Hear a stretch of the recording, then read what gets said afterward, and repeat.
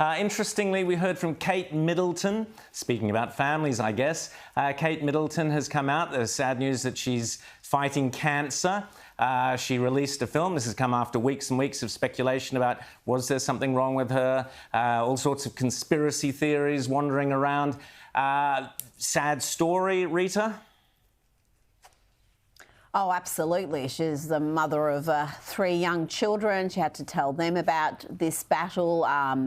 And there's been such wild conjecture now, really for weeks, but particularly since that Mother's Day photo came out and a number of news agencies said, we're not running this, this has been manipulated. So that interest intensified and the conspiracy theories intensified.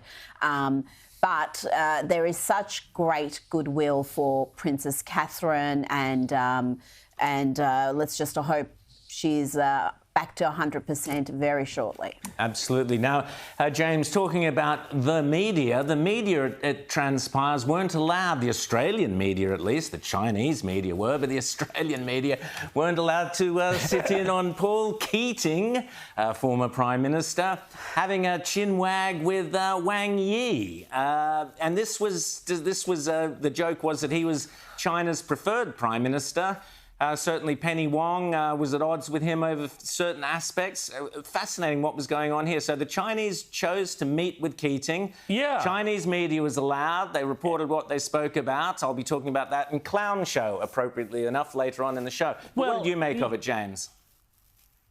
Well, look, Rowan, I made of it, it's very simple, that this meeting was a disgrace. Paul Keating should never, ever have accepted that sort of meeting, which plays right into the optics of what China wants to create around the narrative, its preferred narrative around Australia. It made Australia look supine. It made him look like he, as a former prime minister, refused to stand up for the values of openness and transparency that Australia stands for and China doesn't. And really, and I'm afraid for Paul Keating, who I think, we have to be honest about, has left a very complex legacy in this country. He did an awful lot of good in the economy, and yet on the subject of China, he has been all wrong consistently over and over again. And this, I think, does his legacy, Paul Keating's legacy, no good either. Rita. I agree with that 100%. His stance on China is bewildering when you just look at what we're dealing with now. I mean, maybe 20 years ago you could defend it, but not now. Not now that we're aware of China's aggression, their ambitions, the way they use their economic might to bully smaller nations, what they did to Australia with that economic coercion, banning our products, banning our imports or putting massive tariffs on them, and never mind the entire COVID catastrophe, which they lied about from day one. And yet we still have this pro-Beijing line running from some former politicians. It's bewildering. It really is. It makes you wonder whether they're just so committed to a position they had years ago that they can't deviate from that. They can't say, maybe I got it wrong. Maybe China isn't just this benign economic superpower. We actually should be concerned about what their long-term ambitions are. Well, Rita and James, 2 former Labor Prime Ministers made clowns of themselves this week, one deliberately, one courtesy of a question put to the next President of the United States, who we talked about earlier. You'll be talking about the Kevin Rudd story later on in Rita's reality check, and I'll be mentioning it as well in Clown Show along with Mr. Keating. Sometimes these things write themselves, Rita and James.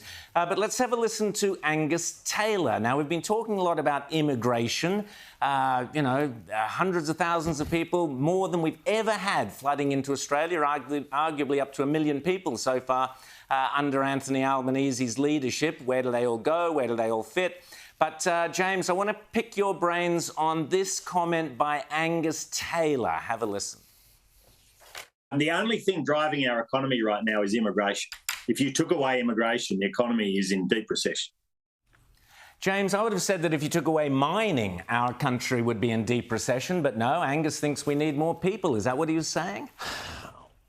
Well, it's an interesting thing there that he was saying, and I'm really curious to hear more of what he thinks about this here, because I'm concerned that the coalition hasn't fully understood the nature of this issue and the complaints that people have about migration. If without immigration, we don't have an economy, well, that means we've got a very bad and poor economy. I mean, we know that we don't have any productivity here. And if our economy just becomes this Ponzi scheme of bringing people in to build more houses, to house more people, to bring in to build more houses, which is essentially where we are right now, then that's actually just this huge asset bubble that we're creating. But the bigger issue, and I think that's a huge issue that the coalition needs to grab a lot harder here, is this whole issue around, the declining standard of living, the shrinkification, if you will, the shrinkflation of our Australian lifestyles because of this mass migration program, which has been permitted under both sides of Parliament, by the way, both sides of politics, because it means, part of the reason is, your kids won't be able to afford a house, or when they do, it's going to be smaller, or they're going to have to live in an apartment. Your traffic is worse, schools are more crowded, hospitals are more crowded, our cities are denser, which benefits some people. Some people do very, very well off of this. But we never actually went as a country and had a debate. Do we want to be a big country? Do we want to be 30 or 40 or 50 or 60 or 70 million people? Do we want our cities to double and triple in size and all live in high-rises rather than have our special Australian lifestyle? Or if we do that, are we going to wind up, losing all the things that makes Australia special? There's a huge opportunity, I think, for the coalition here, which they're starting to take, but I think they can grab a lot more of. But if they're going to do that, James, they also need to come out with a very clear policy on where they stand on net migration. What is their number?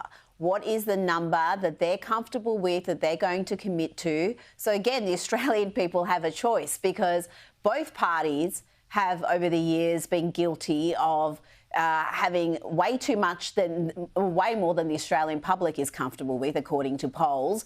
And because they've relied on that. They've relied on that economic boost you get from having more people buying more products, needing more housing.